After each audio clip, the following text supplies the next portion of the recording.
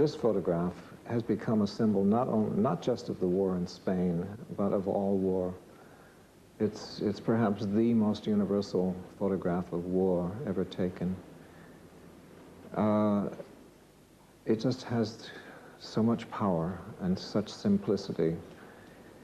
And the Spanish War marked a change in photojournalism, a very important change, because for the first time, miniature cameras were used in the front lines.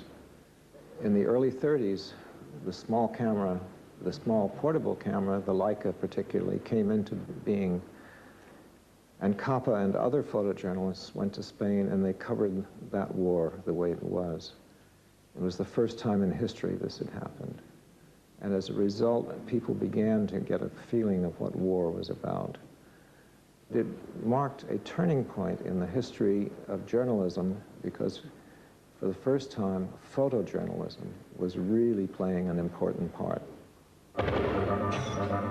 Fevereiro de 1936, os republicanos espanhóis acedem ao poder. Apesar das suas divergências, comunistas, anarquistas e socialistas formam a União Sagrada contra os candidatos monarquistas. Chefe do Estado-Maior do Exército, o general Franco organiza um levantamento militar que desencadeia uma guerra civil de uma violência extrema. De um lado, os republicanos, com o apoio dos operários e pequenos agricultores. Do outro lado, os nacionalistas, apoiados pelo clero e os grandes proprietários de terras. O conflito internacionaliza-se muito rapidamente. Franco recebe a ajuda de Mussolini e de Hitler, que mandam tropas e armamento.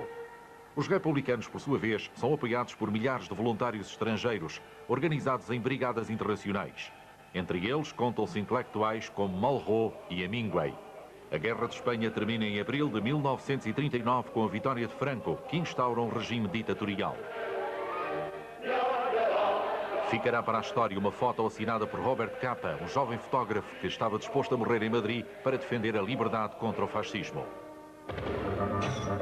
During the spring of 1936, when he changed his name from Andre Friedman to Robert Capa, he had achieved a certain celebrity as a photographer, as a young Jewish man who had been forced to flee from Berlin in 1933 when Hitler came to power.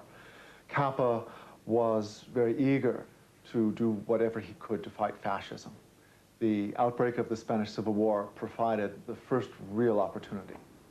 He went first to Catalonia, where the war was quite stalemated. There was little to photograph. He heard, however, that in the south there were Republican victories. Once Capa arrived on the Cordoba front, he gravitated towards the anarcho-syndicalists, particularly of the CNT. The anarchists were planning to launch an offensive towards Cordoba, which was still in fascist hands. Capa evidently found some shelter close to the ground, as we can see from the angle of his photograph, which is from very low, looking up. He photographed several men as they were shot down in succession, not knowing, not having any idea, certainly, that he had made what would become the most famous photograph of his entire career. Chamava-se Federico Borel e tinha 24 anos. A sua identidade foi revelada 60 anos depois, graças às pesquisas de um historiador espanhol. John Morris era um grande amigo de Robert Capa. Foi ele que publicou a sua última foto, 1954, em Indochina. Capa photographed the war continuously, but he hated war. To me, he was a great journalist because he was an instinctive historian. He understood what he was doing as part of history. And that's why his pictures live from D-Day back to Spain, back to the fight against fascism, and then to the end.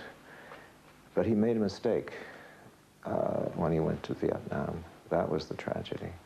That was not a good war. I was curious to see what Capa's last picture would be. And it's not much of a picture, but it was the end of the road. It was of so many thousands of frames and so many hundreds and hundreds of rolls of film. This was it. It's number 11, and it shows some soldiers just walking through a field, the same minefield that he had that had killed him. And I thought maybe the only way to make this picture interesting is to put a black border, is to leave it that way, to show that it was the end. That's how I lost my brother.